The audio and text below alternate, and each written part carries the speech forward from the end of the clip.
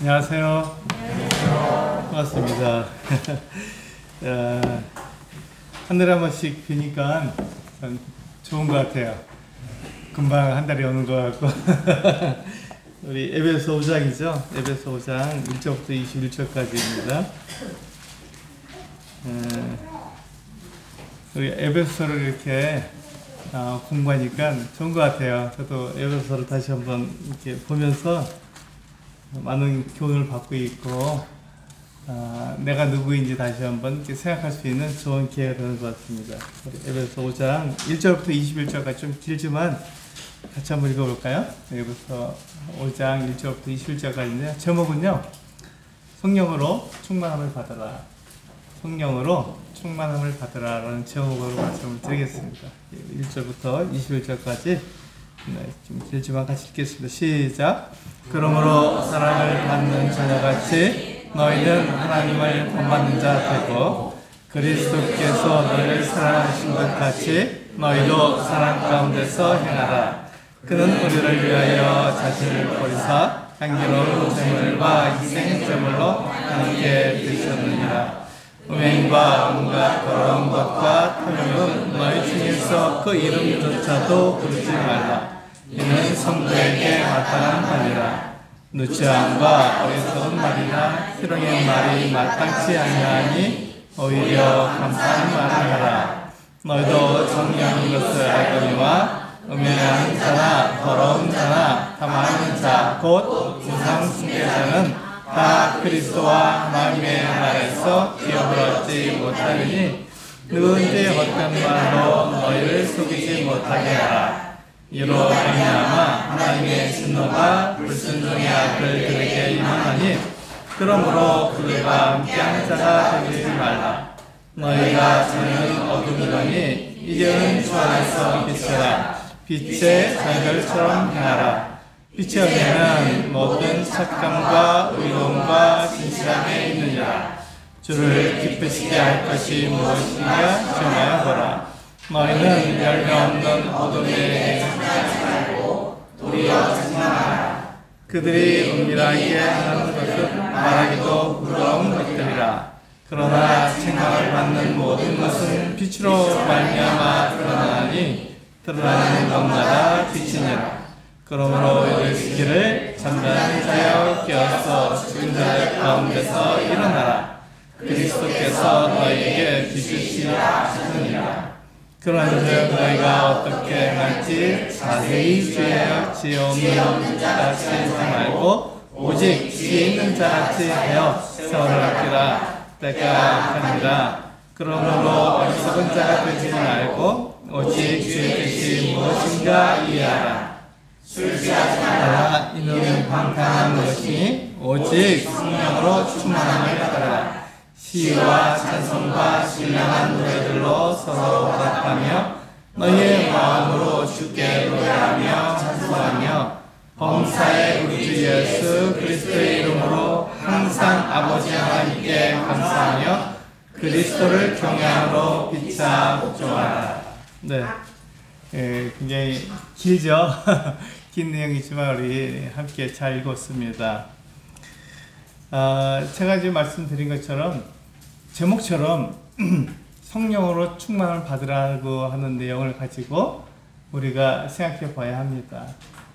우리 그 에베소 5장 1절과 2절에서 뭐라고 말씀하고 있냐면 우리는 하나님의 사랑받는 자녀라고 말씀하고 있습니다.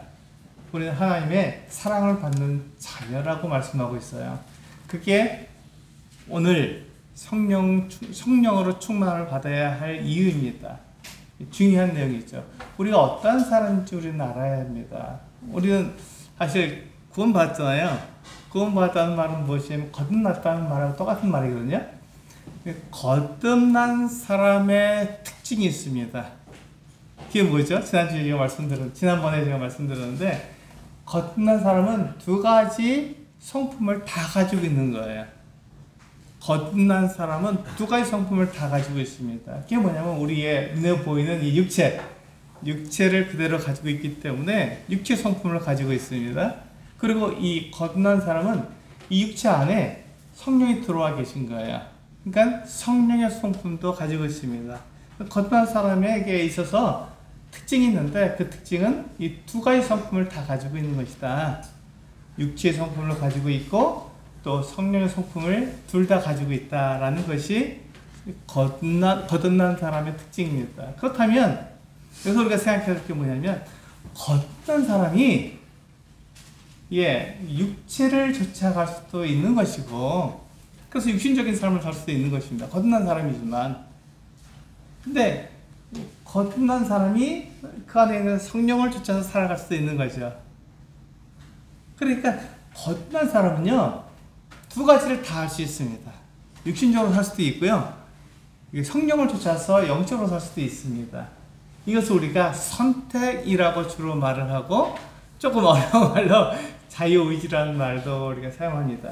그러니까 그 사람에게 두 가지가 다 어떤 건지 할 수 있다는 거예요. 선택할 수 있다는 것입니다. 자유의지가 있다는 거예요. 그러니까 내 자유의지로 그러니까 내가 육신적으로 살 수도 있는 것이고 거듭났지만 육체가 있기 때문에 육체를 위해서 살 수 있는 그 같은 자유의지가 있는 것이죠. 그리고 나 거듭났으니까 내 안에 성령이 계시니까 나는 영적으로 살 거야 이렇게 말할 수 있는 그와 같은 성품도 동시에 가지고 있는 것입니다. 거듭난 사람이 어떤 행동을 해도 문제가 안 되죠. 그런데 이 선택, 이 자유의지에는 뭐가 있다고요? 뒤에? 책임이 따릅니다. 책임이 있습니다. 이 책임은 뭐냐면 하나님께서 우리를 심판하신다라는 것입니다. 그러니까 네가 한 행동에 대해서, 네가 한 선택에 대해서, 네가 자유의지로 네가 어떤 것을 하겠다고 결정했다면 그거에 대해서 하나님께서 심판하실 때 거기에 대한 책임을 져야 한다라고 말씀하고 있는 것이죠. 이게 거듭난 사람에게 주어진 성경을 주신 이유입니다. 성경을 보면요 창세기부터 계시록까지 하나님께서 우리를 어떻게 사랑하셨는가 하는 것을 말씀하고 있어요. 그러니까 우리가 하나님을 떠났는데 하나님께서 우리 예수 그리스도를 통해서 우리가 다시 돌아올 수 있도록 말씀해 주셨습니다. 그게 에베소 5장 2절 말씀이죠. 예수께서 우리를 위해서 자기를 희생하셔서 우리가 하나님께 다시 돌아올 수 있도록 만들어 주셨다는 거예요. 그래서 예수 그리스도를 믿게 되면 어떻게 되죠? 내가 하나님께 나올 수 있는 사람이 되는 거예요. 그 전에는 내가 하나님을 떠나 있기 때문에 성령이 없기 때문에 내 마음대로 사는 거예요. 내 육신을 위해서 사는 거예요. 어떻게 하면 세상에서 잘 살 수 있을지를 생각하고 그것을 위해서 살아가는 게 성령이 없는 사람의 삶이거든요. 그러니까 성령 그때 예수 그리스도를 믿고 내가 거듭나서 내 안에 성령이 들어오시게 된 거예요. 육체가 그대로 있는 상태에서. 그러니까 나는 육체를 따라갈 수도 있고 성령을 따라갈 수 있죠. 그런 가운데 내가 육체를 따라가느냐 성령을 따라가느냐 하는 것은 내 자유의지로 주셨다는 거예요. 내 선택에 의해서 내가 그렇게 살아갈 수 있다는 거죠. 그런데 그것에 대해서 하나님께서 맨 마지막에 심판하실 때 거기에 대해 책임을 져라 라고 말씀하고 있는 거죠. 하나님께서 말씀해 주셨으니까요. 내가 어떻게 살아가야 하는지 성경을 통해서 우리에게 분명히 말씀 주셨고 이 강단에서 이렇게 말씀하고 있는 게 그런 내용이거든요. 어떤 것을 해도 문제가 없다. 우리는 할 수 있다. 그러나 그 모든 것에 대해서 내가 책임을 져야 한다. 이렇게 말씀하고 있는 거죠. 그게 오늘 우리 성령으로 충만을 받으라 하는 제목, 그 제목이 가지고 있는 그 내용입니다. 그럼 성령의 충만이 뭘까요? 성령으로 충만하는 것이 무슨 뜻일까요? 제가 말씀드린 것처럼 거듭난 사람은요 육체 속에 이제 예수 그리스도가 내 죄를 용서해 주셨기 때문에 내가 하나님께 나아갈 수 있는 그러한 놀라운 은혜를 얻게 되었습니다. 그러니까 내 죄가 용서됐기 때문에 내 안에 성령께서 들어오실 수 있는 거예요. 그러니까 처음에는 성령께서 못 들어오십니다. 그러니까 죄 가운데 있었기 때문에 성령께서 들어올 수가 없는 거죠. 그런데 예수 그리스도가 내 죄를 다 용서해 주셨어요. 십자가에 죽으심으로 내가 그것을 믿었어요. 믿는 순간 성령께서 내 안에 들어오시는 것입니다. 아무 문제가 없는 거예요. 그런데 성령께서 내 안에 들어오셨는데 내 육체를 따라 살아가면 어떻게 될까요? 내 육체를 따라 살아가게 되면 성령께서 일하실 수가 없는 거죠. 내가 성경에 기록됐지만 내 육체가 원하는 대로 난 살아갈 거야 라고 생각하면 성령께서 나를 이렇게 통제할 수가 없는 거죠. 하나님께서 이렇게 말씀하셨어. 그러니까 이렇게 살아가 라고 말씀하실 때 난 그렇게 살기 쉽지 않은데? 하고 내 마음대로 성경을 다 덮고 그냥 내가 내 마음대로 살아가기 때문에 성령께서 나를 주장할 수가 없는 거예요. 그럼 그 사람을 향해서 뭐라고 말하죠? 아, 성령이 없는 사람 이렇게 말하죠. 성령의 지배를 받지 않는 사람 이렇게 말하죠. 그 안에 성령이 계시지만 그러나 그 성령에 의해서 내가 통제되지 않기 때문에 성령이 나를 주장할 수 없기 때문에 나는 육신적인 사람이 되는 거죠. 그런데 성령의 충만함을 받으라, 성령으로 충만함을 받으라는 말은 뭐냐면 내 머리 끝부터 발끝까지 성령께서 나를 주장해 나가시는 거예요. 하나님 말씀대로 나를 이끌어 갈 수 있도록 되는 것을 우리는 성령으로 충만한 사람 이렇게 말을 합니다. 그래서 그 예배소에서 사도 바울이 얘기하는 게 바로 그거거든요. 우리는 어떤 것든 잘 수 있는 사람이다. 난 육체도 갖고 있고 나의 성령도 있기 때문에 나는 둘 중에 어떤 것든 할 수 있는 사람이다. 그러나 거기다 책임을 져야 한다. 라고 말씀하시면서 그러면서 이 사도 바울이 뭘 얘기할 거냐면 성령으로 충만함을 받으라. 이게 우리가 해야 될 일이다. 이렇게 말씀하고 있죠. 우리 갈라디아서 5장을 보면요. 동일한 얘기를 하고 있거든요. 우리 갈라디아서 5장 16, 17, 18절까지 우리 에베소 바로 앞에 보면 갈라디아서 있죠. 같은 5장입니다. 갈라디아서 5장 16, 17, 18절을 보시면 같은 내용을 얘기하고 있어요. 근데 같이 한번 읽어볼까요? 16절부터 18절까지. 네, 시작. 내가 이르노니 너희는 성령을 따라 행하라. 그리하면 육체의 욕심을 이루지 아니하리라. 육체의 소욕은 성령을 거스르고 성령은 육체를 거스르나니 이 둘이 서로 대적함으로 너희가 원하는 것을 하지 못하게 하려 함이니라. 너희가 만일 성령의 인도하시는 바가 되면 율법 아래에 있지 아니하리라. 그렇습니다. 여기서 보시게 되면요, 사도 바울이 갈라디아 성도들에게 분명히 얘기하잖아. 너희가 육체도 가지고 있고 성령도 가지고 있는데 너희는 육체를 따라 행하지 말고 성령을 따라 행하라고 우리에게 말씀하고 있습니다. 그러니까 육체를 따라 행하게 되면 성령의 일을 이루지 못하고, 그러니까 우리 육신적인 사람이 될 수밖에 없는 거죠. 근데 우리가 육체의 일들을 다 버리고 성령을 따라 행하게 되면 어떻게 되죠? 그럼 성령의 일을 이루게 되는 것이죠. 그게 지금 사도 바울이 얘기하고 있는 거예요. 육체 일이 분명하잖아요. 그렇죠? 옛날에 현저하다고 되어 있는데, 예, 분명하다고 되어 있죠. 19절에 보면은 육체 일은 분명하니 곧 음행과, 잘 보세요. 우리가 앞에서 에베소서 읽었던 내용과 같습니다. 그러니까 곧 육체 일은 어떤 거냐면 육체 욕심이거든요. 육체를 즐겁게 해주는, 육체의 쾌락을 위한 일인데 그것이 어떤 거냐면 음행과 더러운 것과 호색과 우상 숭배와 주술과 원수 맺는 것과 분쟁과 시기와 분냄과 당짓는 것과 분열함과 이단과 투기와 술 취함과 방탕함과 토크와 같은 것들이라. 네, 이게 육체의 일이라는 거예요. 그것을 에베소서는 좀 줄여서 더 간략하게 말하고 있는 것 보이죠. 근데 내용은 같은 내용입니다. 이게 육체의 일이에요. 육체가 원하는 것은요, 간단합니다. 우리가 그리스 로마 신화에 보면요, 거기 보면 이게 어린이들은 약간, 어린이용은 약간 이렇게 써야 되는데 어른들 용을 보게 되면요, 그리스 로마 신화에 보면은 그 신들이 굉장히 음란합니다.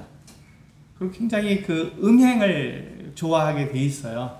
왜냐면 우상숭배, 그렇기 때문에 우상숭배한 사람들이 은행을 하게 되는 거거든요. 이 음행이 바로 그런 것입니다. 그 우상숭배자들이 우상숭배하는 그 신전에 가서 신전에 있는 그 여사제나 그 난창들과 함께 그와 같은 일들을 벌이는 거예요. 음행을 하는 거예요. 지저분하죠. 그래서 그것을 음행, 더러운 것 이렇게 얘기합니다. 에베소서 돌아오시면요, 똑같은 내용을 얘기하고 있는 거예요. 에베소서 5장에 보시면요, 3절에 보면 똑같은 얘기를 하고 있거든요. 어떤 얘기를 하냐면 음행과 뭔가 더러운 것, 탐욕, 이 세 가지는 같은 얘기입니다. 성적으로 우리가 결혼 이외에 다른 어떤 성적 관계를 갖는 것을 이렇게 세 가지로 표현한 거예요. 그러니까 이것은 옳지 않다 이렇게 얘기하는 거죠. 그것은 육체의 쾌락을 위한 것이고 육체를 즐겁게 하는 것이지 성령을 따라가는 것이 아니다 이렇게 말하고 있는 것입니다. 4절에 보시면 똑같은 얘기했어요. 누추함과 어리석은 말이나 희롱의 말이 마땅하지 않다. 이 말로 하는 거죠. 우리 우리 형제님들 잘 아실 텐데 예비군법을 표현하면은, 예, 그냥 막 군복을 입는 순간 그 음란패설을 하게 됩니다. 왜냐하면 그게 우리 육체에 맞기 때문에 그냥 그 좋지 않은 말을 하게 되는 거. 그게 바로 이 5절에 나와 있는 그 내용입니다. 아니 4절에 나와 있는 그 내용이죠. 누추함과 어리석은 말이다. 희롱의 말. 이게 좋지 않은 말이에요. 성적인 말입니다. 그런 말을 하지 말라는 것입니다. 말로 또 행동으로 또 그런 말을 그런 걸 하지 말라는 거예요. 우리는 왜 그런 일을 합니까? 하나님이 없으니까요. 세상은 하나님이 없기 때문에 내 육체의 쾌락을 위해서 그 같은 일을 하는 거예요. 내가 즐거우니까 그 일을 할 때 육체가 즐겁기 때문에 그 일을 하는 거예요. 그 일을 하게 되면 마치 내가 이 세상에서 잘 사는 것 같고, 또 우상을 섬기게 되면 어떻게 됩니까? 소출이 많아지는 것 같은 생각이 들잖아요.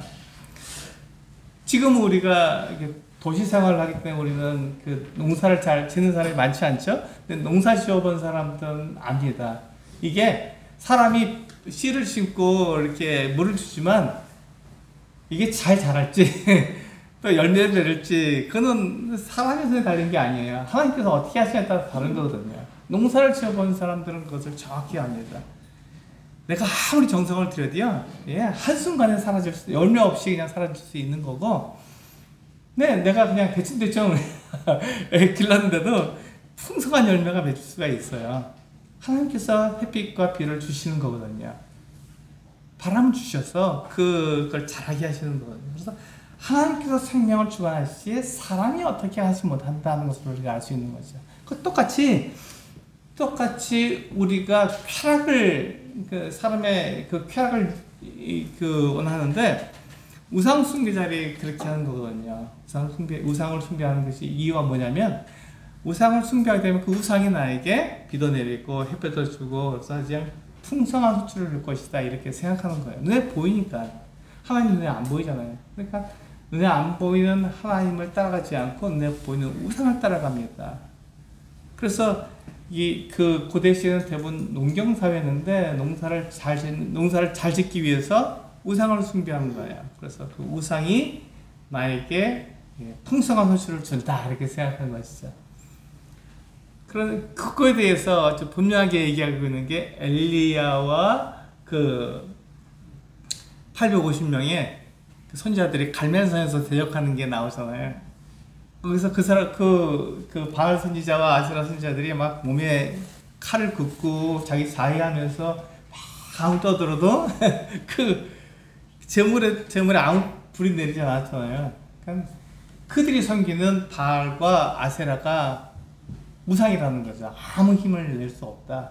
그런데 엘리가 기도하니까 어떻게 됩니까? 불이 바로 내려서 그 재물을 태워버리지 마요. 그러니까 우리의 기도를 들으시고 그 능력을 나타내시는 분은 하나님밖에 없다. 우리 눈에 안 보이지만 눈에 보이는 그 우상을 따라가는 사람은 어리석은 사람이다. 하나님께서 모든 것을 관장하신다라는 것을 우리에게 분명히 말씀해 주고 있는 것이죠.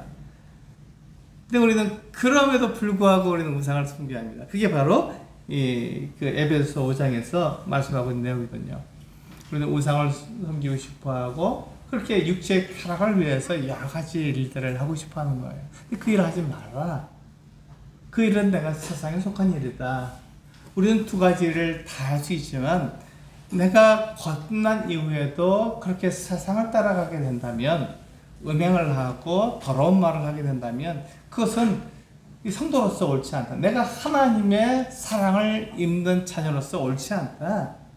내가 하나님의 사랑을 받는 자녀라면 또 예수 그리스도께서 나를 위해서 자신을 드려서 희생제물과 생축으로 자기를 드렸다면 그것을 통해서 내가 내 죄가 용서받은 사람이라면, 그렇다면 내가 어떤 일에 나를 드려야 할지 내가 생각해 봐야 한다 이렇게 말씀하고 있는 것이죠.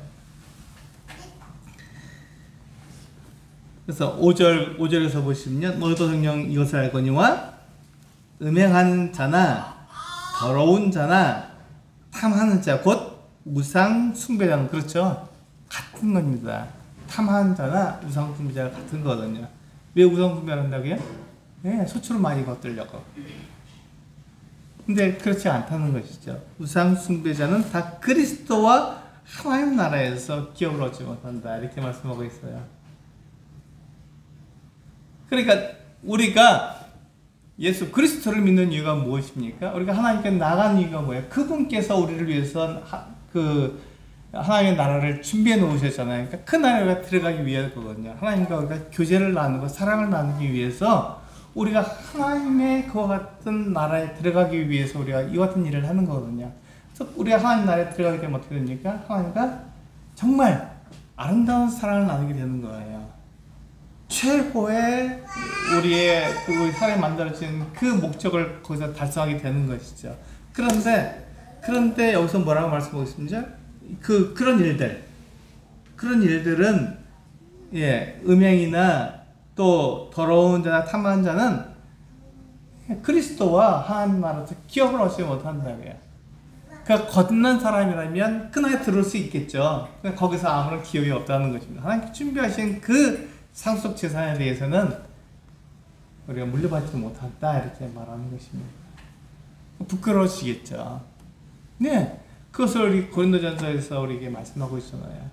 우리는 어떻게 살아야 되는지 분명하게 얘기하고 있어요.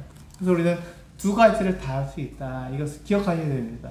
내가 육신적으로 살 수도 있고 내가 성령을 따라 살 수도 있는데 나는 어떤 것을 선택할 것인가 하는 것을 우리는 생각해야 한다는 것입니다. 바울은 우리에게 계속해서 말씀하고 있는 것이 지금 갈라디아서 말씀도 보고 에베소 말씀도 보고 그 뒤로 쭉 이어지는 바울의 서신서를 쭉 보게 되면 딱 한 가지예요. 너희 성령을 따라 행하라. 이것을 성령으로 충만을 받으라. 이 얘기를 우리들에게 하고 있는 거거든요. 똑같은 얘기를 하고 있는 것입니다. 그런데 각 교회마다 사정이 다르니까 약간씩 다르게 얘기하고 있지만 같은 내용입니다. 그러니까 우리 용인교회 성도님들에게 사도 바울이 지금 말한다면 뭐라고 말할까요? 똑같은 말을 할 수밖에 없는 거예요. 왜냐면 다 거듭난 사람들이다. 육체도 갖고 있고 성령도 갖고 있다. 그럼 너는 어떻게 살아야 되느냐? 그 얘기를 하고 계신 거예요. 사도 바울이 이 순간 여기에 오신다 할지라도 그분께서 여러분들에게 할 수 있는 말은 딱 한 가지예요. 똑같은 말이니까요. 그러니까 여러분들은 성령으로 충만함을 받으십시오. 이 말을 하는 거예요. 성경을 따라 행해야 됩니다. 이 얘기를 하는 거죠. 우리가 육체를 갖고 있던 육체, 우리가 먹고 마시고 있는 거에서 하나님께서 모르시는 게 아니잖아요. 그걸 너무 잘하시는 거예요. 우리를 만드신 분이니까 우리에게 뭐가 필요하다고요? 먹는 게 필요해요. 마시는 게 필요합니다. 그거 없으면 우리 죽는 걸 아시는 거예요. 우리를 이렇게 만드신 분이니까. 그래서 그것을 하나님께 맡겨드리면 하나님께서 그것은 책임져 주신다는 거예요. 우리가 먹게 하시고 마시게 하시고 있게 하시는 것은 하나님께서 하신다. 그건 하나님께서 하신 일이니까 걱정하지 마라. 하늘의 새들이나 그 들에 있는 들꽃들을 봐라. 하찮게 여기는 들꽃이지 않느냐? 근데 그 들꽃이 가진 그 아름다움을 솔로몬이 그 모든 지혜로다가 입은 옷 하나보다 더 크다. 이렇게 말씀하셨죠. 들꽃인데도. 여러분, 저도 이렇게 들꽃을 가끔 봅니다. 이렇게 그 운동하면서 들꽃을 보게 되는데 신기해요. 그 작은 들꽃 안에 얼마나 아름답게 하나님께서 만드셨는지 신기합니다. 하나님께서 그렇게 입히시는 거예요. 먹이시고 그렇게 기르시는 거거든요. 그런데 왜 하나님을 못 믿느냐? 내가 잘해야, 내가 최선을 다해야, 그리고서 더 나가서 어떻게 하죠? 우상을 숭배해야 그 우상이 나에게 좋은 걸 줄 거야. 이렇게 오해하고 있다는 것이죠. 그거 아니다. 그렇지 않다. 하나님께서 살아계시고 하나님께서 나에게 역사하신다. 하나님께서 나에게 필요한 것들을 다 주신다. 그러니까 걱정하지 말고 우리는 무엇을 따라 살아야 된다고요? 성령을 따라 살아야 한다고요. 그것을 말씀하고 있는 거예요, 지금. 그래서 우리가 지금 그 얘기를 하고 있는 거거든요. 그러니까 지금 앞에서 보면은 이게 사람들이 하나님 없으니까 세상에서는 어떻게 산다고요? 쾌락을 위해서 산다. 자기 육체를 위해서 이렇게도 하고 저렇게도 하면서 세상에서 말하는 그 쾌락을 위해서 살지만 아무 소용이 없다. 이렇게 말씀하고 있는 거예요. 아무 소용 없다. 그렇게 살지 말아라. 쾌락을 위해서 살지 말아라. 이렇게 얘기하고 있는 거죠. 그렇다면 우리가 쾌락을 위해서 살지 않으면 우리가 어떻게 살아야 됩니까? 반대로 그렇다면 우리가 자기 금욕적으로 살아야 됩니까? 네, 아닙니다. 그것도 아니에요. 금욕적으로 쾌락은 잘못된 거야, 내 육체는 잘못된 거야 라고 생각하는 것도 옳지 않습니다. 이 쾌락주의나 금욕주의나 사람을 나타내는 거 있잖아요. 내가 의로와 나는 이렇게 살아서 의로운 사람이라고 말하기 때문에 육체를 위해서 살기 때문에 쾌락주의나 금욕주의나 다 하나님 떠난 사람들이 가지고 있는 생각일 뿐이에요. 그래서 우리는 무엇을 위해서 살아야 한다고요? 네! 하나님을 위해서 하는 것입니다. 하나님을 위해서 하는 것. 그게 성령께서 하신 일이거든요. 우리 이 말씀을 계속 보시면요. 네, 6절에 보시면 이렇게 말씀하고 누구든지 헛된 말로 너희를 속이지 못하게 하라. 이로 말미암아 하나님의 진노가 불순종의 아들들에게 임하나니 이렇게 말씀하고 있습니다. 그러니까 에베소 교회에도 거짓 교사들이 들어와 있는 거예요. 이들이 뭐라고 얘기하고 있습니까? 봐라, 내가 육체를 가지고 있으니까 육체를 위해서 살아야 된다 이렇게 얘기하고 있는 거예요. 갈라디아는 어떤 가르침을, 거짓 교사들이 어떤 가르침을 했습니까? 네, 이거 분명하죠. 너희가 육체를 위해서 율법을 지켜라 이렇게 얘기한 거예요. 아주 굉장히 그럴듯합니다. 갈라디아서 3장을 보면 그렇게 얘기하고 있잖아요. 뭐라고 얘기하냐면 너희가 구원받았냐? 믿음으로 구원받았냐? 잘했다! 여기까지 문제가 와서 그런데 그 구원을 계속 유지하려면 너희가 율법을 지켜야 한다 이렇게 얘기하고 있는 거예요. 할례를 받아라. 그리고 율법을 지켜라. 하나님께서 왜 유대인들을 부르셨느냐? 그들에게 왜 율법을 주셨냐? 그렇게 생각하니까 맞는 것 같아요. 그게 옳은 것 같습니다. 그러나 그렇다면 만약에 우리가 율법을 지켜서 의롭게 될 수 있다면 우리가 하나님의 말씀을 제쳐놓고 이 율법을 따라 사는 것이 맞다면 예수 그리스도께서 죽으실 이유가 없다 이렇게 말씀하고 있는 거죠. 예수 그리스도 십자가에서 왜 죽으셨느냐? 왜 예수 그리스도 사람이 되셔서 이 땅에 오셔서 우리와 똑같이 되셨느냐? 그럴 필요가 없지 않느냐? 우리 율법을 지키면 되는데 율법을 어렵게 되는데 근데 그렇게 될 수 없기 때문에 하나님께서 그 아들 예수 그리스도를 이 땅에 보내주신 것이고 사람으로 오게 하신 것이고 그분이 십자가에 달려서 우리의 죄를 다 용서해 주셨기 때문에 내가 하나님께 나아갈 수 있는 것이지 내가 율법을 지켜서 이렇게 될 수 있는 건 아니다 이렇게 말씀하신 거죠. 그래서 에베소 5장 2절 우리가 지금 보고 있는 2절에서 예수님께서 십자가에 달리신 이유가 그렇게 먼저 얘기하시는 이유가 그것이거든요. 우리는 예수 그리스도에 의해서 우리는 죄 용서함을 받은 사람들입니다. 그분의 희생을 통해서 내가 온전하게 된 사람이에요. 그때 우리는 하나님께 나아갈 수 있게 된 것입니다. 그런데 거짓 선생들이 에베소에 들어와서 아니다. 우리가 육체를 위해서 살아야지. 신령한 음식을 먹고 신령한 음료를 마셔야지 이렇게 얘기하고 있는 것이죠.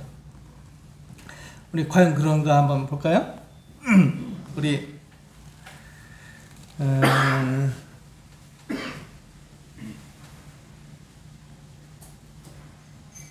고린도전서에 보시면요 10장에 보면 이렇게 말씀하고 있거든요.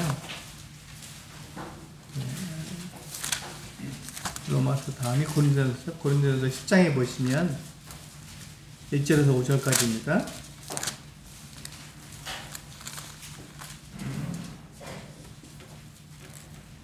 같이 한번 읽어볼까요? 이게 굉장히 중요한 말씀입니다.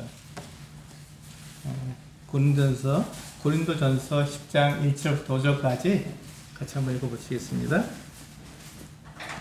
네, 같이 한번 읽겠습니다. 시작. 형제들아, 나는 너희가 알지 못할 길을 원하지 아니하노니 우리 조상들이 다 구름 아래에 있고 바다 가운데로 지나며 모세에게 속하여 다 구름과 바다에서 세를 받고 다 같은 신령한 음식을 먹으며 다 같은 신령한 음료를 마셨으니 이는 그를 따르는 그런 반석으로부터 마셨음에 그 반석은 곧 그리스도시니라. 그러나 그들의 다수를 하나님이 기뻐하지 아니하셨으므로 그들이 광야에서 멸망을 받았느니라. 네, 이 말씀을 우리는 참 이해하기 어렵습니다. 어려운 말씀 중에 하나죠. 그런데 잘 보세요. 뭐라고 되어 있죠? 이스라엘 백성들이 광야에 있을 때 모세를 통해서 세례를 받았습니다. 대단하잖아요. 홍해를 건너면서 그들이 세례를 받았습니다. 그리고 그들이 신령한 음식을 먹었습니다. 만나를 먹었습니다. 하늘 양식을 먹었잖아요. 그리고 그들이 신령한 음료를 마셨습니다. 반석을 보셨을 때 거기서 물이 나와서 그들이 마셨잖아요. 그들이 바다에서 세례를 받았고 그들이 신령한 음식을 먹었고 그들이 신령한 그 음료를 마셨음에도 불구하고 그들은 어떻게 했다고요? 5절에서 다 죽었다고요. 다 죽었다고요. 그게 오늘 하는 말씀입니다. 그러니까 우리가 무엇을 먹든지 무엇을 마시든지 그것이 우리의 생명을 주관하는 것이 아니라 하나님께서 우리의 생명을 주관하신다는 것을 알아라, 이렇게 얘기하고 있는 거예요. 신령한 음식, 신령한 양식을 먹고 신령한 음료를 마시다 우리가 영원히 삽니까? 그렇지 않다라고. 하늘 양식이라고 성경에, 구약성경에 나와 있어요. 이 만나가 하늘에서 하나님께 주신 양식이다, 하늘 양식이다, 이렇게 말씀하고 있어요. 그러니까 우리는 이 신령한 음식을 먹으면 어떻게 됐죠? 양식을 먹고 신령한 음료를 마시면 영원히 살 것처럼, 건강할 것처럼 생각하잖아요. 그렇지 않다. 그들을 다 광야에서 죽이신 분이 하나님이시다. 그들은 다 광야에서 죽었다, 이렇게 말씀하고 있는 거예요. 왜죠? 그들이 신령한 음식을 먹고 신령한 그 음료를 마셨지만 그것으로 인해서 그들이, 하나님 따른 그들이 살 수는 없다는 거예요. 그들의 생명을 주관하시는 분은 하나님이시지 그 무엇을 먹고 무엇을 마시는 자가 그들에게 생명을 주는 것은 아니라는 것이죠. 그래서 아무나 먹으라고 말씀드리는 건 아닙니다. 우리는 육체를 갖고 있기 때문에 육체의 좋은 걸 먹는 건 사실이죠. 그러니까 그것 때문에 우리의 생명이 더 연장되거나 덜하지는 않다는 것입니다. 하나님께서 우리의 생명을 주관하시기 때문에 그렇습니다. 우리는 이것을 기억해야 됩니다. 그래서 사도 바울이 우리들에게 이야기하고 있는 것은 그 내용이거든요.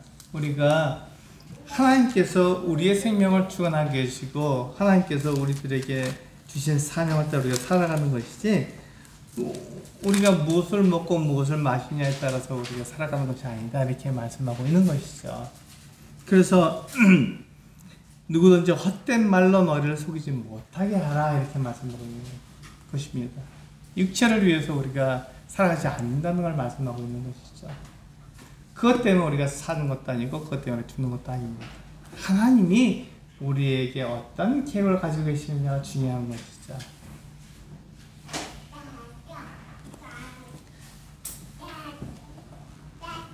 7절에 뭐라고 말씀하고 있습니까? 그러므로 그들과 함께 하지 말아라, 이렇게 말씀하고 있는 거예요. 그러니까 우리가 그 세상에 속해서 육체를 위해서 살아가느냐, 그것은 하나님께서 원하시는 것이 아니다, 이렇게 말씀하고 있는 것이죠. 제가 말씀드리지만 겉난 사람은 특징이 있습니다. 육체도 가지고 있고 그 안에서 성령되기 때문에 어떤 일을 할 수도 있는 것입니다. 이상한 게 아니에요. 육신적으로 사는 게 이상한 게 아닙니다. 어떻게 구원받은 사람이 저렇게 살 수 있어? 예, 그렇게 살 수 있어요. 그런데 거기에 대해서 뭐를 하라고요? 책임지라고요.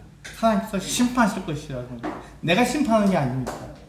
내가 심판하는 게 아니라 하나님이 심판하신다. 하나님이 그 사람의 모든 것을 정확히 아시기 때문에 하나님이 심판하실 거예요. 그러니까 하나님께 맡겨드리는 거죠. 우리는 무엇을 합니까? 예, 사랑하는 것밖에 없습니다.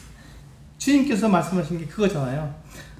5장 2절에서 그러므로 사랑을 받는 자녀같이 너희는 하나님을 본받는 자가 되라. 하나님께서 의인에게도 빛을 주시고 햇빛을 주시고 비도 내리시잖아요. 악인에게는 어떻게 하실까요? 너 악하니까 나에게는 햇빛도 안 주고 비도 안 줄 거야, 이렇게 말씀하실까요? 그렇지 않다는 것입니다.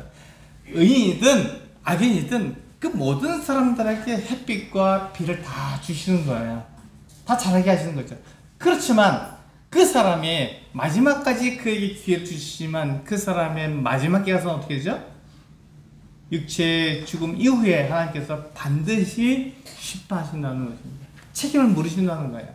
내가 너에게 기회를 주지 않았느냐? 내가 너에게 말씀을 주지 않았느냐? 내가 내 뜻을 너에게 알게 하지 않느냐? 그럼 너는 어떻게 살았느냐 하는 것을 그 책임을 물으신다는 것입니다. 우리 그리스도인들 똑같아요. 책임을 우리에게 물으신다는 것이죠. 그러니까 우리에게 7절에서 그러므로 그들과 함께 하지 말라. 세상의 육체를 따라가지 말라. 이렇게 얘기하고 있는 것이죠. 그게 성령께서, 이게 하나님께서 우리들에게 하시는 말씀입니다. 우리는 사랑할 그와 같은 이유밖에 없는 거예요. 그 모든 것에 대한 책임, 그 모든 것에 대한 심판 누가 하시죠? 내가 하는 게 아니라 하나님이 하십니다. 내가 옳아야 되고 내가 성경대로 살아가는 것은 정확합니다. 그것에 대해서는 얘기하는 것이 아니에요. 그러나 다른 사람이 하는 것에 대해서는 나는 어떻게 하죠? 하나님께 맡기고 그 사람을 사랑하고 하나님께 돌아오기를 기다리는 거예요. 성령을 따라 살기를 기다리는 것 뿐이죠. 그 외에는 우리가 할 수 있는 게 없습니다. 그래서 8절에 보시면요, 이렇게 말씀하겠죠. 너희가 전에는 어둠이더니 이제는 주 안에서 빛이라. 빛의 자녀들처럼 행하라. 이렇게 되어 있어요. 그러니까 우리가 전에 어떤 사람이었으니까 우리는 어둠이었잖아요. 우리는 어둠이었습니다. 어둠에 속한 자라고 말하지만 바울이 더 강하게 말하겠죠. 너희가 어둠이다 이렇게 말하고 있는 거예요. 다른 사람 말고는 네가 어둠이다 이렇게 말하고 있는 거예요.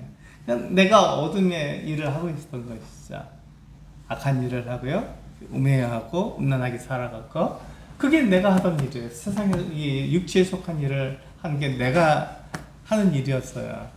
그게 어둠이죠. 근데 그것을 어떻게 말하고 있냐면 전에는 이렇게 해요. 예수 그리스도를 알기 전에는 그렇게 살았다 이렇게 말씀하고 있는 거죠. 그것은 당연한 것이죠. 맞죠? 그런데 이제는 이라고 다시 말하고 있어요. 저는 너희가 그렇게 살았지만 이제는 예수 그리스도를 믿고 예수 그리스도가 하나님의 아들이라는 것을 알고 그렇게 살기로 너희가 하나님께 나온 사람이라면 이제는 이렇게 말씀하고 있어요. 이제는 주 안에서 빛이라. 저는 어둠이었는데 이제는 빛이라고 말씀하고 있는 것이죠. 그러니까 우리가 어떻게 살아야 합니까? 어둠에 속한 사람처럼 어둠의 일을 하는 그 같은 삶을 살아는 안 되고 이제 빛의 자녀처럼 사는 거죠. 자녀답게 사는 것입니다. 그래서 9절에 보시면요, 이렇게 말씀하고 있잖아요. 빛의 열매는 모든 착함과 의로움과 진실함에 있다 이렇게 말씀하고 있어요. 세상에 이렇게 살면 어떻게 됩니까? 착하게 살고 의롭게 살고 진실하게 살면 어떻게 세상에서 뭐라고 말하죠? 그냥 어리석은 사람 이렇게 말합니다. 그냥 내가 마음대로 해도 되는 사람이라고 생각하죠. 그렇다고 해서 내가 세상에 휩쓸리라는 말이 아니고요. 나는 착하게 살아야 되고 의롭게 살아야 되고 진실하게 살아야 합니다. 우리에게 그렇게 말씀하고 있잖아요. 그렇기 때문에 우리는 세상에서 어리석은 사람이라는 말을 들을 수 있습니다. 그러나 그거에 대한 심판을 누가 하신다고요? 하나님이 하신다고요. 하나님이 하신다. 이게 중요한 거예요. 하나님께 맡기는 거예요. 나는 무슨 일이 있어도 착하고 의롭고 진실되게 살아야 하는 것이죠. 내가 악에게 연루되라는 말은 전혀 아닙니다. 악은 내가 싫어하는 것이죠. 악에게 연루되지 않아야 됩니다. 그래서 우리는 세상 가운데서 착한 사람으로 또 의로운 사람으로 진실된 사람으로 나타나야 되는 것이죠. 그 세상에서는 그렇게 살지 말라고 얘기하죠. 그것이 어리석은 사람이라고 얘기합니다. 그러나 하나님은 그것에 대해서 잘했다고 말씀하시고 빛의 자녀라고 말씀하고 있는 것이죠. 우리는 빛의 열매를 맺어야 하는 것입니다.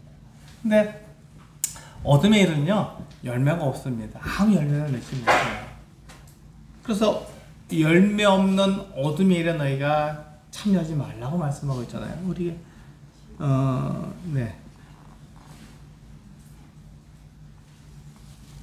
그 11절에 이렇게 이야기했죠. 너희는 열매 없는 어둠의 일에 참여하지 말고 도리어 책망하라 이렇게 얘기하잖아요. 우리는 그 열매 없는 일에 우리가 들어갈 수 없는 것입니다. 우리는 열매를 맺는 사람들이에요. 우리는 열매가 있는 사람들입니다. 성령의 열매는 우리가 갈라디아서 아까 본 말씀처럼 갈라디아 5장에서 말씀하고 있는 것처럼 9가지 열매가 맺혀요. 우리가 빛의 자녀라고 말씀하고 있던 빛의 열매를 또 맺는다고 말씀하고 있습니다. 착함과 의로움과 진실함이 빛의 열매다 이렇게 말하고 있는 거예요. 우리가 세상 가운데 드러낼 수 있는 일은 그런 어떤 일입니다. 그 같은 일을 우리가 해야 되는 것이죠. 10절에서 보면요, 주를 기쁘시게 할 것이 무엇인가 시험해 보라고요. 이게 우리들에게 꼭 필요한 말씀입니다. 우리는 하나님을 기쁘시게 하는 일이 무엇인지 잘 모릅니다. 이게 잘 모르는 거예요. 그래서 우리는 시험해 봐야 합니다. 어떤 일이 내가 이 일을 할 때 이 일이 하나님을 기쁘시게 하는 일인지 저 일을 할 때 하나님을 기뻐하시는지 우리는 시험해 봐야 합니다. 그걸 알아봐야 하는 거예요. 그래서 하나님이 기뻐하시는 일을 우리가 해야 되는 것입니다. 그런데 내 육체를 위해서 하게 되면 하나님 기뻐하십니까? 예, 안 기뻐하셔요. 세상을 위해서 우리가 일을 할 때 하나님 기뻐하십니까? 그건 안 기뻐하신다는 것이죠. 그러니까 내가 지금 하고 있는 일이 하나님이 기뻐하시는 일인지 그렇지 않은지 우리는 알아봐야 하는 것이죠. 그것과 가지고 하나님을 시험해 봐야 하는 것입니다. 내 일을 시험해 봐야 하는 것이죠. 하나님 기뻐하시는지 아닌지를 알아봐야 한다는 것입니다. 그래서 하나님께서 기뻐하시지 않는 일이라면 어떻게 하죠? 우리가 과감하게 그것을 버려야 한다는 것입니다. 하나님 기뻐하시는 일을 해야 되는 것이죠. 그런데 우리는 육체를 가지고 있죠. 우리는 그 누구도 완전할 수 없습니다. 그 누구도 완벽하게 이 일을 다 할 수는 없어요. 우리 진자 운동을 한다고 말씀드렸잖아요. 때로는 내가 마치 세상에 속한 사람처럼 육신적인 그런 일을 해요. 근데 어떨 때는요, 굉장히 영적인 사람처럼 살아갑니다. 왜냐하면 우리가 두 가지의 성품을 다 가지고 있기 때문에 그렇습니다. 다 갖고 있기 때문에. 그러니까 어떨 때는 내가 육신에 속한 사람처럼 살기도 하고, 어떨 때는 내가 영적인 사람처럼 살기도 해요. 근데 그 진자 운동을 그렇게 하게 되는데, 거기에서 우리가 더 많이 머물 수 있는 것, 더 많이 머물러야 하고 더 오랫동안 우리가 살아야 되는 것이 바로 이 하나님의 영광을 위해서 사는 것이죠. 성령을 따라 사는 것이 바로 우리의 삶이어야 됩니다. 우리가 육신적으로 가지 않는다 이렇게 말하는 게 아니라 우리는 육신적으로 갈 수도 있어요. 그러나 그것을 우리가 빨리 돌아와서 하나님을 향해서 우리가 살아가야 한다는 것입니다. 우리는 내 일을 시험해 봐야 하는 거예요.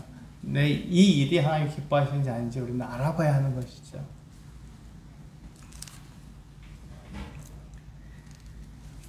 (14절을) 보시면요, 이렇게 말씀하고 있죠.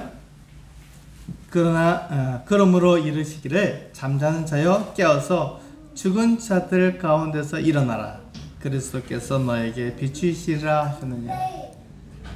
어둠은 어떤 일을 하죠? 예, 잠자는 일을 하죠. 어둠 속에 있으면 우리는 잠을 자야 합니다. 쉬어야 되는 것이죠. 그래서 이제 예수 그리스도께서 나를 주셨기 때문에 이제 잠에서 깨어나야 하는 것이죠. 일어나야 하는 것입니다. 그래서 잠자서는 안 된다는 거죠. 어떤 일을 해서는 안 된다는 것을 우리들에게 말씀해 주고 있습니다. 그리스도께서 우리를 비추시기 때문에 우리는 빛에 속한 사람처럼, 빛의 자들처럼 우리는 그렇게 살아야 한다고 말씀해 주고 있는 것이죠. 나는 어떻게 살아야 하느냐, 이것이 여기서 우리가 분명하게 결정할 수 있는, 선택할 수 있는 그 같은 일이 되는 것입니다. 자, 이제 15절부터 보시면요, 이제 앞에서는 1절부터 쭉 나서 14절까지는 부정적인 얘기를 했잖아요. 부정적인, 하지 말라 하는 얘기를 했어요. 이제는 하라는 얘기를 하고 있습니다. 뭘 하라고 할까요? 네, 성령을 따라 살아라고 얘기하고, 성령으로 충만을 받으라는 얘기를 우리에게 하고 있는 것입니다. 네. 15절을 보시면 그런즉 너희가 어떻게 행할지를 자세히 주의하여 지혜 얻는 자같이 하지 말고 오직 지혜 있는 자같이 하라. 지혜 있는 자같이. 보세요. 하나님의 그 지혜와 사람의 지혜가 있다면 어떤 것이 더 큽니까? 네, 그거는 누구나 말하죠.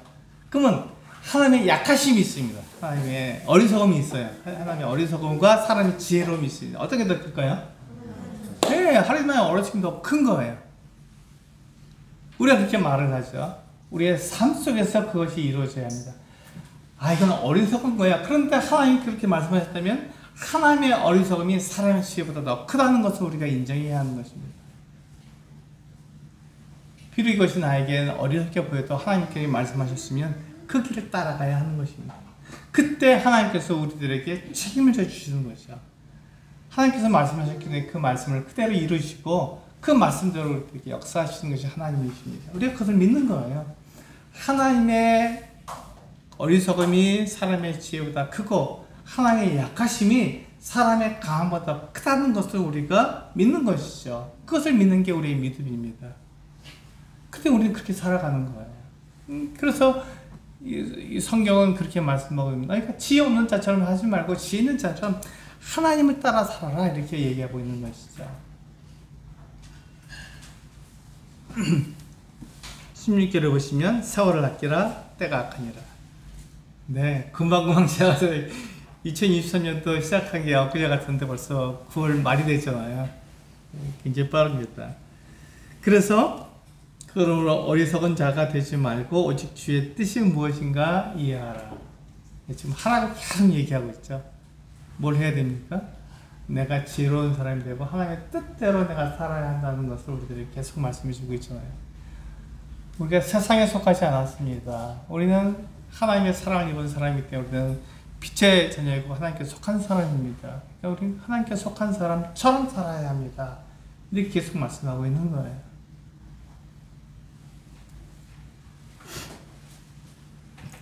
18절에 보시면 이제 오늘 제목이 나오죠. 술 취하지 말라. 이는 방탕한 것이니 오직 성령으로 충만을 받으라. 그렇습니다. 세상에서는 우리가 술 취하고 막 육체의 쾌락에서 살아갑니다. 그것이 맞다고 얘기하죠. 그러나 그리스도 안에 있는 사람들에게 우리에게 성령이 있다면 성령을 따라 사는 사람은 성령으로 충만을 받으라 이렇게 말씀하고 있는 거예요. 우리의 머리끝부터 발끝까지 성령께서 우리를 인도하시는 그 말씀에 우리가 순종해야 된다 이렇게 말씀하고 있는 거예요. 하나님께서 우리에게 말씀하시는 그 말씀에 우리가 순종할 수 있어야 된다 이렇게 말씀하고 있는 거예요. 성령의 충만을 받으라 이렇게 말씀하고 있는 거예요. 그런데 우리가 여기서 이제 성령으로 충만을 받으라 하는 것이 굉장히 모호하잖아요. 어떻게 하는 것이 성령으로 충만한 건가 우리가 모를 수가 있습니다. 그래서 에베소서에서는 사도 바울이 우리들에게 말씀해 주고 있는 거죠. 뭐라고 말씀하고 있냐면 19절부터 21절까지 그 얘기를 하고 있는 거예요. 성령 어떻게 하면 우리가 성령으로 충만한 삶을 살 수 있는지를 이야기해 주고 있는 것이죠. 요 부분 같이 한번 읽어볼까요? 시작. 시와 찬송과 신령한 노래들로 서로 화답하며 너희의 마음으로 주께 노래하며 찬송하며 범사의 우주 예수 그리스도 이름으로 항상 아버지 하나님께 감사하며 그리스도의 경외함으로 피차 복종하라. 네, 많은 학자들이 그 피차 복종하라 이 내용을 22절부터 이렇게 연결되는 것으로 많은 학자들이 이렇게 얘기를 해요. 그런데 문법적으로 분명하게 이것은 앞에 구절들하고 연결된 거예요. 이해는 우리가 뒤에 있는 것과 이렇게 연결되는 것처럼 보이지만 사실상 이 문장은 앞에 있는 것들과 연결된 거예요. 그러니까 우리는 피차 복종하라는 말은 서로 복종하라는 거거든요. 하나님께 복종하라는 말을 우리가 이해할 수 있어요.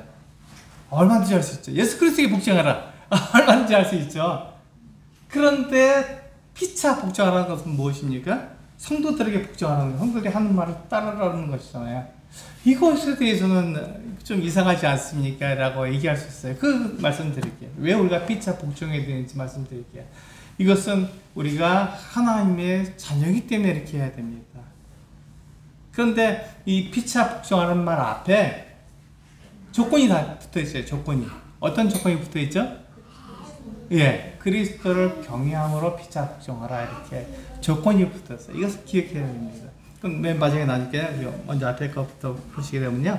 19절에 보시면 성령 충만하는 것은 시와 찬송과 신령한 노래로 서로 화답하는 것입니다.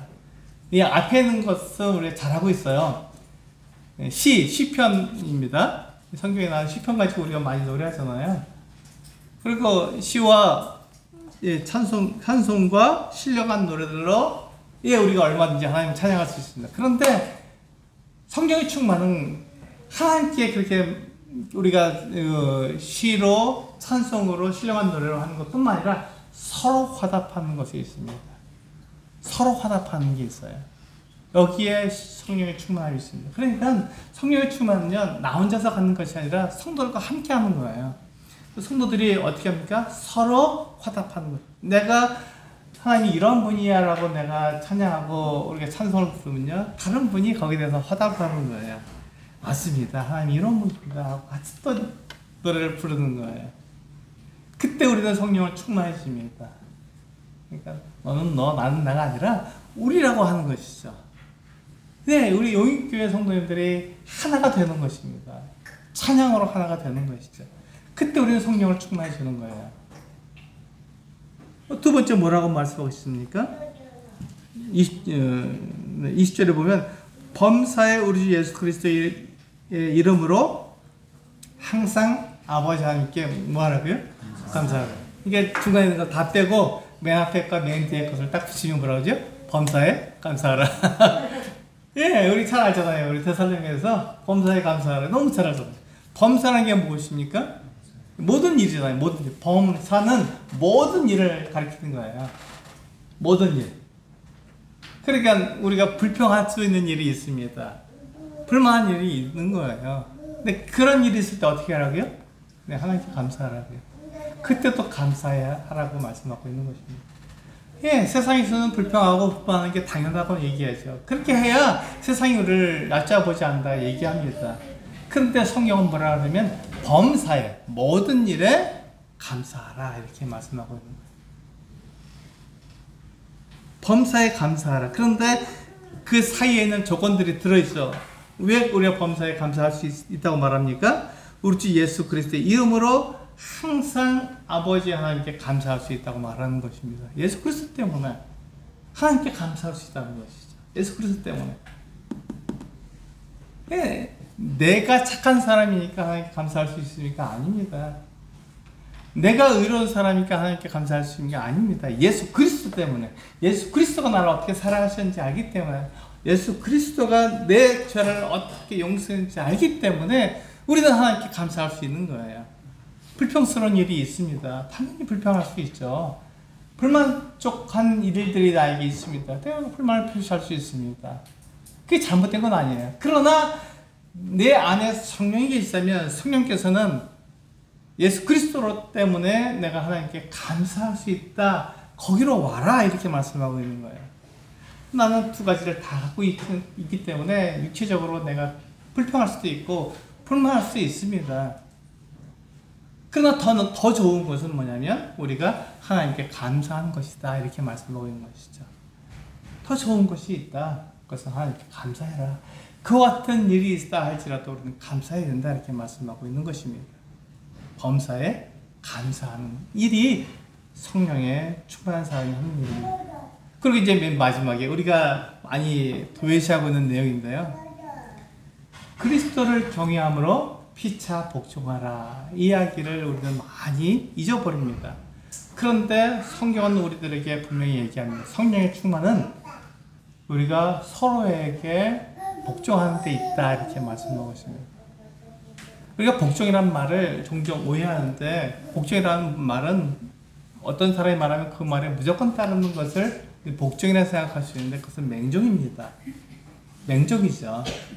무조건 그 사람이 옳든지 그러든지 따라가는 것은 맹종이라고 말을 합니다. 복종은 그게 아니거든요.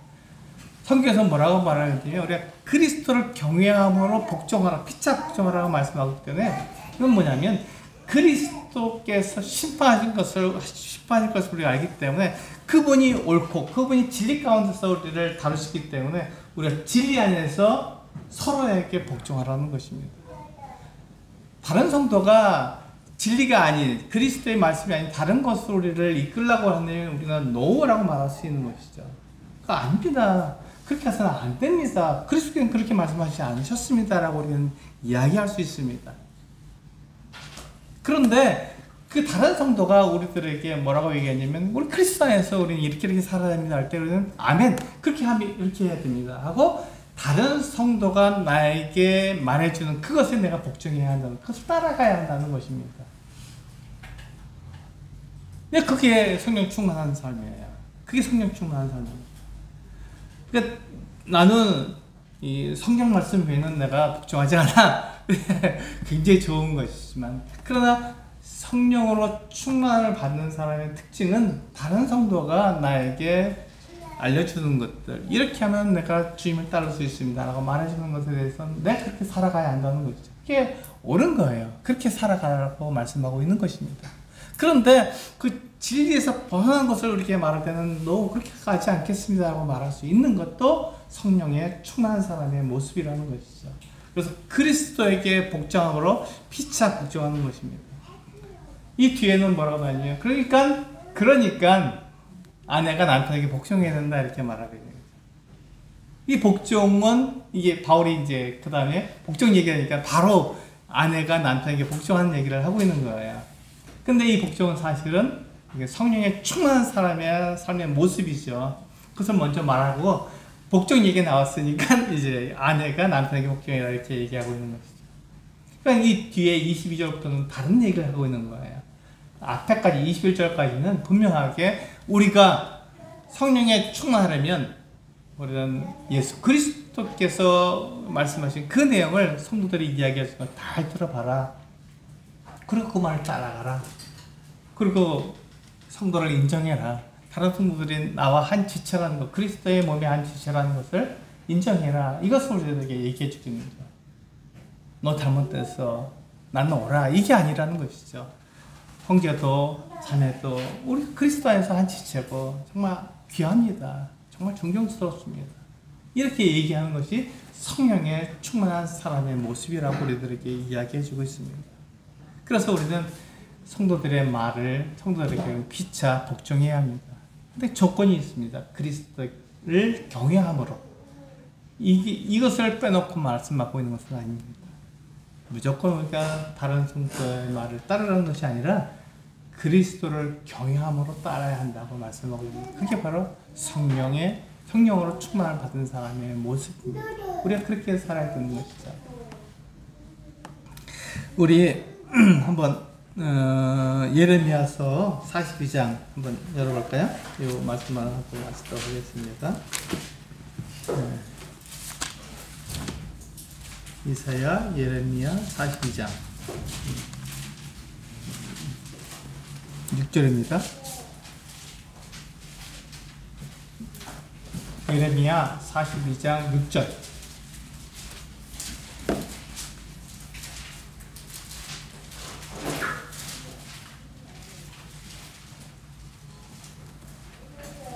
네.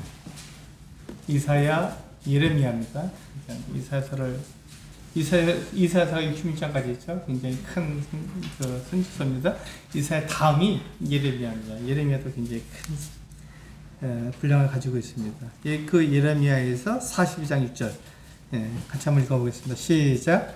우리가 당신을 우리 하나님 여호와께 보내면 그의 목소리가 우리에게 좋든지 좋지 않든지를 막론하고 순종하려 하니라. 우리가 우리 하나님 여호와의 목소리를 순종하면 우리에게 복이 있으리이다 하니라. 여기 보시면 이 주관자가 누구죠? 내가 아닙니까? 나에게 좋든지 좋지 않든지. 유대 백성들은, 이스라엘 백성들은요, 예레미야를 하나님께 보내서 예레미야의 그 음성을 듣고자 했는데, 물론 이건 거짓말입니다. 하지만 이 말이 우리들에게 굉장히 중요한 이야기를 해주기 때문에, 복종이 무엇인지 순종이 무엇인지 우리에게 얘기해주기 때문에 이 말씀이 굉장히 중요합니다. 그때 내가 주인이 아니고 나를 중심으로 그것을 이해하는 것이 아니라 나에게 좋든지 좋지 않든지 하나님의 말씀을 내가 좋겠다 이렇게 말씀하고 있거든요. 그분이 나에게 말씀하시는 것을 내가 순종하겠다 이렇게 말씀하고, 이것이 분명한 순종의 모습이고 복종의 모습입니다. 피차 복종하는 것이 바로 그것입니다. 나에게 좋든지 좋지 않든지 그것이 문제가 아니라 하나님이 무엇이라고 말씀하시는지, 하나님께서 그것에 대해서 뭐라고 말씀하시는지가 중요합니다. 그래서 우리는 성경에서 그리스도께서 시작성경에서 말씀하실 때 그리스도께서 우리에게 뭐라고 말씀하셨는지가 굉장히 중요한 것이죠. 그 말씀을 우리들에게 해주는 성도가 있다면 그 말씀에 우리가 순종해야 합니다. 복종해야 하는 것이죠. 그 말씀이 나에게 좋든지 좋지 않든지, 내 육체에 기쁨을 주든지 내 육체를 좋게 하지 않든지 상관없이 하나님의 말씀이며 그 말씀을 이렇게 따라야 한다는 것입니다. 이제 우리는 하나님의 사랑을 받는 자녀들이잖아요. 정리해 보겠습니다. 우리 에베소 5장 1절에서 우리에게 분명히 이렇게 말씀했죠. 우리가 하나님의 사랑을 받는 하나님의 자녀들입니다. 우리가 하나님의 자녀가 되기 위해서 하나님의 아들 예수 그리스도께서 십자가에서 우리를 대신해서 죽으셨잖아요. 그래서 우리는 예수 그리스도 때문에 우리는 하나님 앞에 나올 수 있는 사람들이었습니다. 그래서 우리는 두 가지 성품을 다 가지고 있는 거예요. 육체도 가지고 있지만 육체 안에 예수 그리스도로 말미암아서 성령이 안에 들어올 수 있게 된 것이죠. 그래서 내 안에 육체와 성령이 다 있습니다. 그럼 넌 죄를 따라갈 것인지 성령을 따라갈 것인지 내가 선택하고 내가 결정해야 한다는 것이죠. 나는 어떤 것을 따라갈 것인가? 내가 육체를 따라갈 수도 있는 것이죠. 육체가 있으니까요. 먹고 마시고 있는 것을 중요하게 여길 수 있습니다. 그것을 위해서 살아갈 수도 있는 거예요. 반면에 내 안에 성령께서 계시기 때문에 그것은 하나님께 맡기고, 먹고 마시고 있는 것은 하나님께 맡기고, 하나님께서 나에게 뭐라고 말씀하시는지, 성령께서 나에게 뭐라고 말씀하시는지를 따라서 살아갈 수도 있는 것입니다. 그 둘 사이에 우리가 놓여 있는 거예요. 그래서 우리는 육체를 따라갈 수 있고 성령을 따라갈 수 있습니다.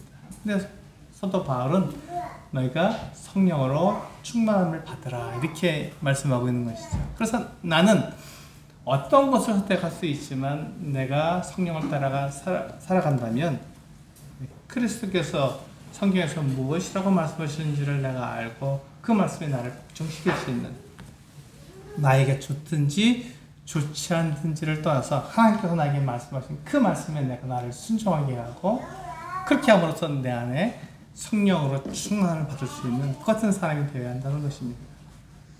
세상은 하나님을 떠나라고 말하고 네가 최고라고 말하지만 그것을 거절하고 하나님을 최고로 섬길 수 있는, 그것이 바로 우리의 믿음이고 우리가 성령으로 충만을 받는 방법입니다.